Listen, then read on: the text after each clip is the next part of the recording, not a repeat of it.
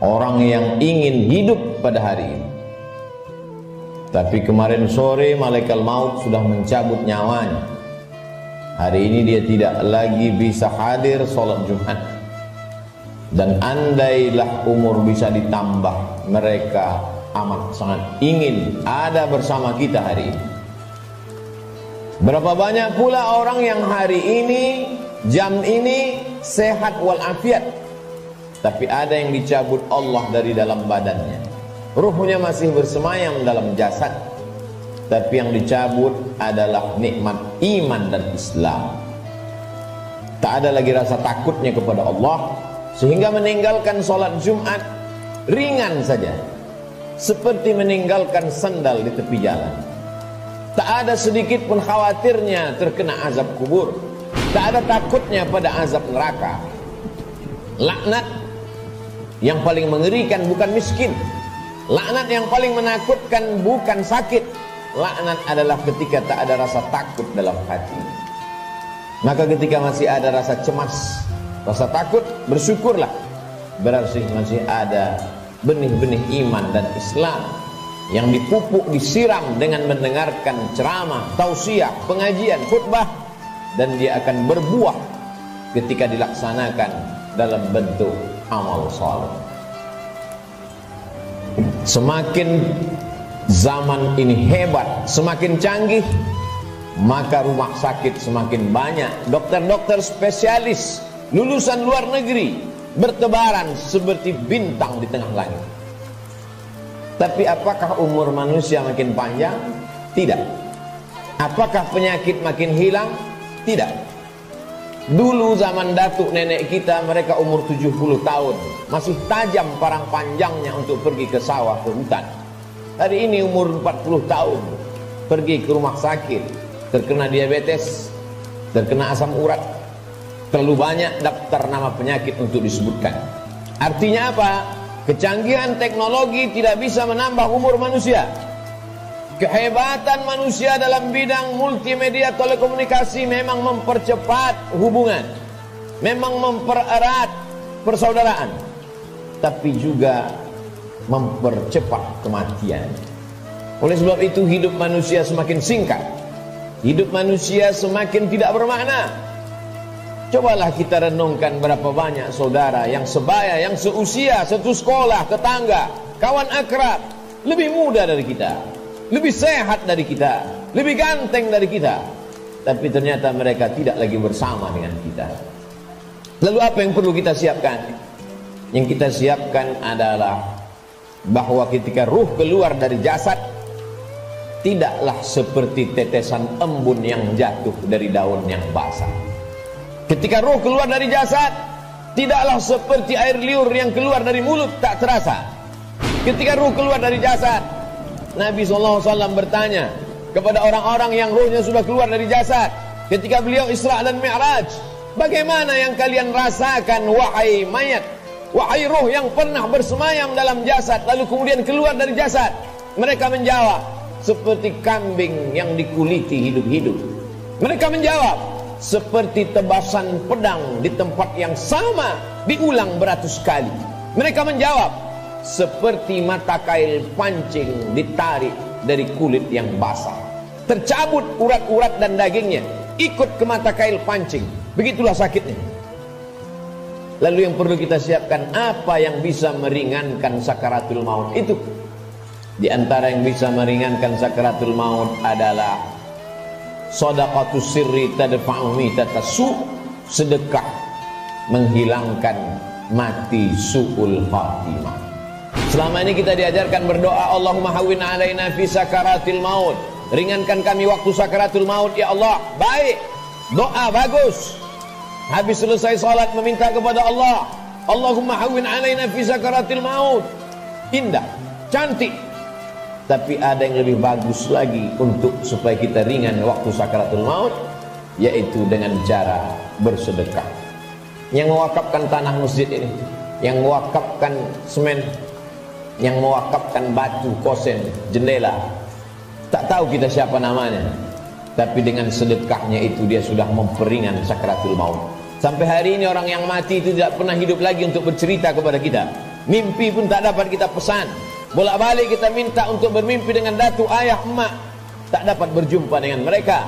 Andai pun berjumpa dalam mimpi, tak pula dapat kita membuat pertanyaan-pertanyaan yang sudah kita sediakan sebelum tidur. Satu-satunya cara hanya dengan menyebut, membaca, mengingat hadis-hadis Nabi Muhammad sallallahu alaihi wasallam. Dan itu adalah iman. Hari ini orang sedang krisis dengan iman. Dia tidak lagi percaya. Mana itu alam akhirat? Mana itu alam barzah? Mana itu roh? Aku tidak percaya kepada yang tak nampak. Aku tidak percaya kepada yang tidak terlihat. Yang aku percaya hanya yang bisa aku pegang dengan tangan, yang bisa aku rasa dengan lidah, yang aku tatap dengan mata, yang aku dengar dengan telinga. Begitu sombongnya manusia berkata, mana itu? Mana dia? Mana yang tidak nampak itu? Tapi ketika kematian datang, adakah yang bisa melihat kematian? Percaya, mati. Tak percaya pun mati. Percaya dan tak percaya, semuanya akan mati menghadap Allah Subhanahu wa ta'ala. Silakan tidak percaya. Mau menjadi kafir, silakan. Mau menjadi orang munafik, silakan. Mau menjadi Abu Jahal, Abu Lahab, silakan. Mau menjadi Qarun, Fir'aun, silakan. Fir'aun mati, Abu Jahal mati, Qarun pun mati.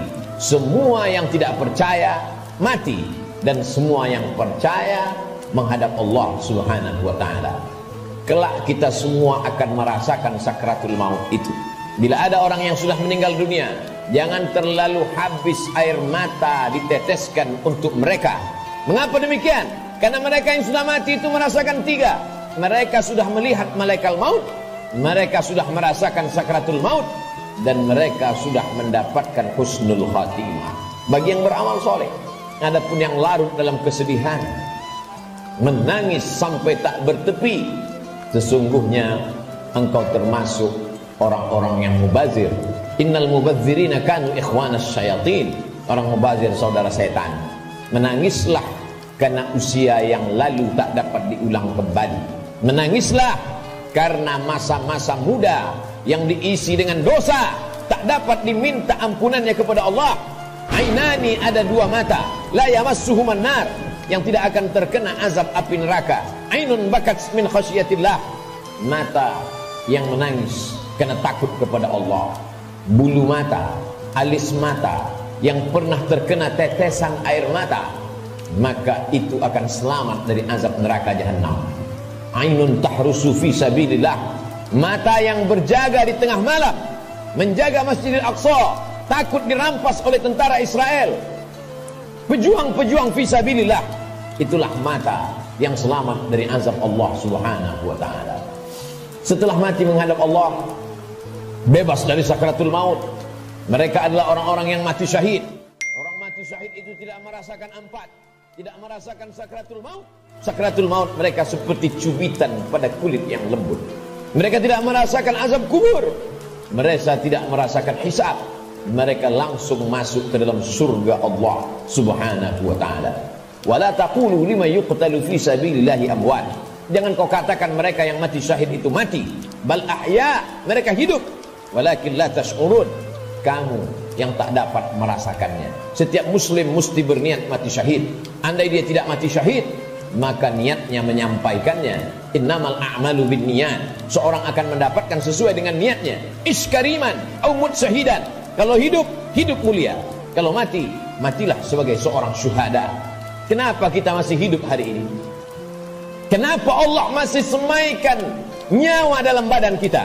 Mengapa kita masih diizinkan melangkahkan kaki, mengayunkan tangan? Kenapa orang yang lebih sehat dari kita lebih dulu mati daripada kita?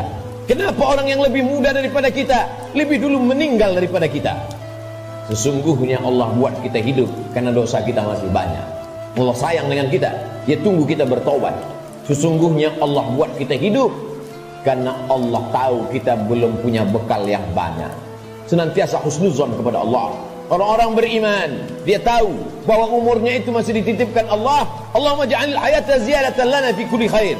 Kalau kau takdirkan aku masih hidup besok pagi, jadikan hidup besok pagi sebagai amal saleh. Waj'alil mauta rahatan lana min kulli syarr.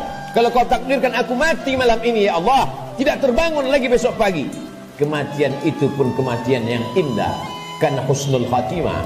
karena selamat dari sakaratul maut. Dan yang paling penting, berhenti dari segala perbuatan dosa. Orang beriman tidak pernah bersedih. Umurnya panjang, amalnya bertambah. Umurnya pendek, dosanya berkurang. Orang beriman tidak pernah berduka cita. Kenapa? Karena dia ridha menerima ketetapan Allah subhanahu wa ta'ala. Lewat dari sakaratul maut, selesaikah kehidupan? Belum. Keliru orang yang berkata, mari kita hantar jenazah ini ke tempat peristirahatan yang terakhir. Istirahat kata siapa? Liang kubur sudah siap menjepit bagi mereka yang curang. Curang timbangan, curang sempadan tanah, curang sempadan batas kebun. Mereka akan dihimpit 7 lapis tanah. Berapa banyak tukang gali kubur yang sudah mengukur panjang kubur 170 cm, tapi begitu diukur dengan galah, dengan buluh, dengan bambu, jenazah dimasukkan ke dalam. Kenapa berkurang? Kalaulah dikatakan tukang penggali kubur salah ukur, tidak mungkin. Karena dia mengukur dengan bambu, dengan buluh. Tidak mungkin dia salah ukur. Jadi apa sebenarnya yang terjadi? Maka liang lahat sudah siap-siap menjepit, meremukkan tulang belulang, meluluhlantakkan jenazah yang mati menghadap Allah subhanahu wa ta'ala. Ujian kedua yang akan dihadapi adalah azab kubur. Maka setelah fil alamina innaka hamidum majid, orang solat beriman, muslim yang takut pada Allah, menambahkan doanya, Allahumma fir lima qaddamtu wa ma akhartu wa ma asrartu wa ma a'lantu wa ma asraftu wa ma anta a'lamu bihi minni antal muqaddimu wa antal muakhiru la ilaha illa anta subhanaka inni kuntu minadh dhalimin. Sebelum salam dia tambahkan 4, Allahumma inni a'udzubika min azabi jahannam wa min azabil qabri wa min fitnatil mahya wal mamat wa min syarri fitnatil masihid dajjal. Dia minta selamat dari azab kubur. Setiap kita yang melewati kubur dalam perjalanan panjang kami dari Pekanbaru ke pedalaman suku Talang Mama, lalu kemudian singgah sebentar di masjid rumah Allah pada hari Sayyidul Ayyam, akan kembali lagi melewati kubur. Apa yang kami katakan? Assalamualaikum ya ahlad diyar minal mu'minin wa inna insyaallah bikum lahiqun yarhamullahul mustaqdimin wal mustakhirin nas'alullah lana wa lakumul afiyah. Apa yang kita mintakan orang yang dikubur itu? Bukankah mereka sudah mati? Orang yang hidup kita ucapkan Assalamualaikum, selamat anakmu, selamat keluargamu, selamat rumahmu, selamat hartamu, selamat sawitmu, selamat karetmu, selamat kebunmu, selamat dagangmu, selamat rukomu, selamat rumah makanmu. Tapi untuk orang yang sudah mati, apa yang kita ucapkan? Kenapa ada selamat untuk orang mati? Maka sesungguhnya salam pada orang mati di liang kubur adalah Assalamualaikum ya ahlal kubur, selamat kalian dari azab kubur. Hadisnya sahih, diriwayatkan oleh Sayyidatuna Aisyah Ummul Mukminin. Wahai Aisyah, kata Nabi SAW, kalau engkau lewat di kubur, mulutmu jangan diam saja, ucapkan salam, Assalamualaikum ya ahlad diyar, selamat bagi kalian. Selamat apa? Selamat dari azab kubur. Jangan pernah mulut ini berhenti meminta selamat dari azab kubur.